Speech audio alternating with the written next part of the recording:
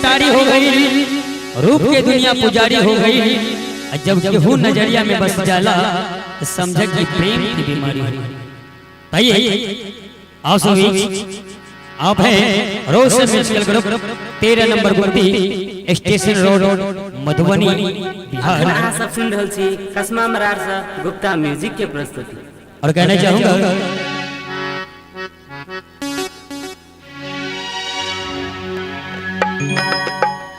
कि जब से नैना लड़ले बाती आगे बढ़ल, क्या रोज अखिया रहे क्या इंतजार में, क्या रोज अखिया रहे क्या इंतजार में।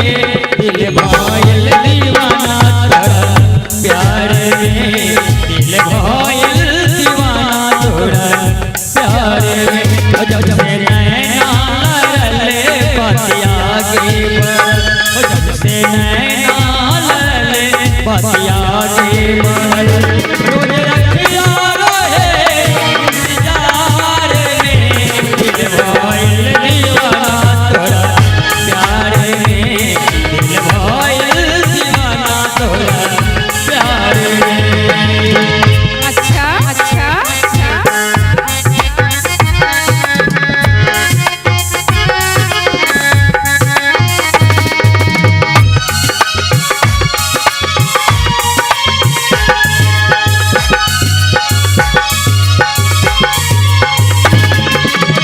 करल शुक्रिया हमरा ओह भगवान के, तोहके बनौले मारे कौन माटी सान के।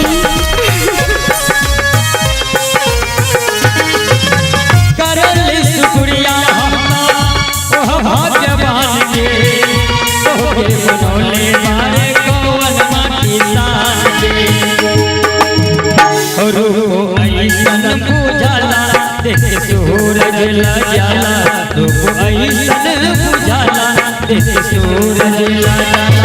जैसे गंगा उगला दरियाब में, दिल भायल दीवाना तोरा प्यार में, दिल भायल दीवाना तोरा प्यार में।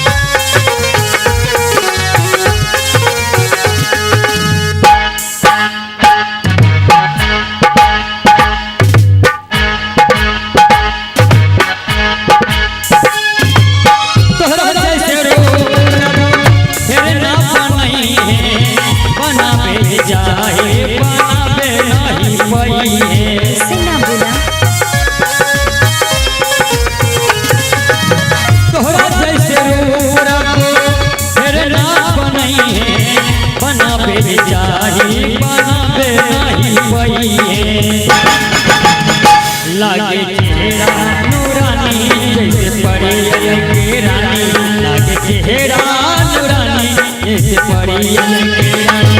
तोरा जैसन लागे हो संसार में, दिल भायल दीवाना तोरा प्यार में, दिल भायल दीवाना तोरा प्यार में।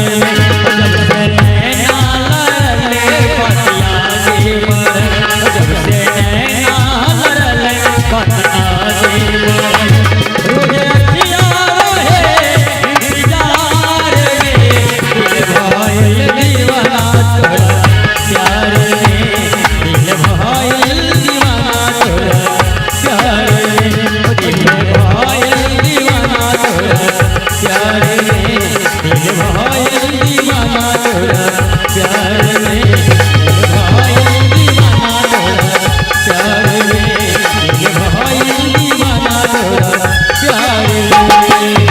अच्छा अच्छा अच्छा अच्छा अच्छा हमरे खातिर तोहरा के चल हट दुनिया में भेजल बारे, अच्छा अच्छा अच्छा अच्छा भगवान बड़े